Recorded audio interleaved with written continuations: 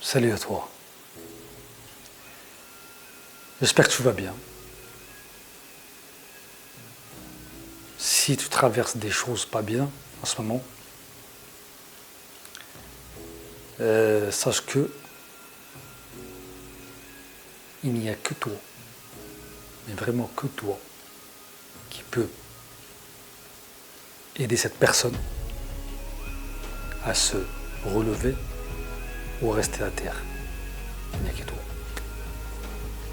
Parce que je sache très très bien, la vie, elle est sans pitié.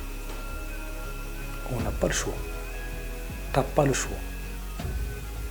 La vie, elle va pas t'adoucir ou te caresser. Même si les gens ils t'ont écrasé, ils t'ont piétiné, ils ont fait le pire sur toi. Et toi, tu continues à aller dans leur sens, en te laissant y aller. La vie, elle va pas t'aider, te dire, donne-moi ta main, ton bras, viens, je te relève. Elle va continuer à t'écraser. Elle est sans répit, c'est comme ça. La vie, elle est faite comme ça. On ne sait pas pourquoi, mais Dieu a décidé ainsi, qu'elle soit comme ça. La vie, c'est une lutte. C'est vraiment une lutte. Vous voyez le lutteur, comme il rentre dans le ring, comme il fait. Eh ben, il n'est pas là pour se laisser faire. Non, il est là pour se battre. Son adversaire met un coup, l'autre il lui met un coup. C'est comme ça. Il n'y a qu'un seul vainqueur. Il n'y a pas deux, un seul vainqueur. Donc si les gens, ils se foutent de ta gueule, ou ils t'ont dénigré, ou ils t'ont rejeté, ou ils t'ont humilié, ou ils se moqués de toi. Si tu connais un rejet familial, un rejet amical, un rejet professionnel, sache que tout ça, il part. Ça y est, c'est parti déjà. C'est déjà parti. Hier, c'était hier. Hier, c'est passé, ça y est. Demain, c'est le futur. On n'est pas encore arrivé. Mais maintenant, là, à ce moment-là, comme je parle maintenant avec toi, c'est ce moment-là qu'il faut vivre. Il faut que tu apprennes à vivre ce moment. Le moment présent. Nous, souvent, on se projette, soit au passé, soit au futur. Et on est suspendu, on reste suspendu au milieu. Comme voilà, entre le futur et le passé. C'est pour ça que souvent les gens se torturent dans leur vie. Ils sont perdus. Et quand tu rentres dans ce brouillard, ça y est, t'es terminé. T'es terminé. Donc il faut pas.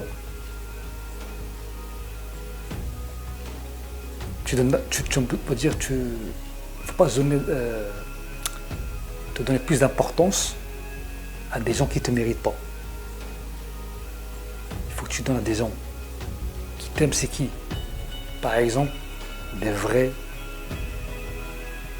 amis qui donnent des conseils pour toi.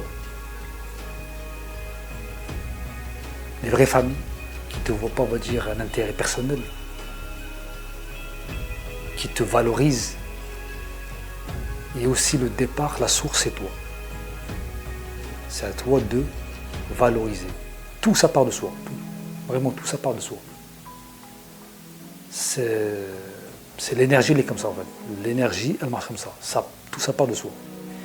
Une fois que tu te décides, il faut apprendre à s'écouter.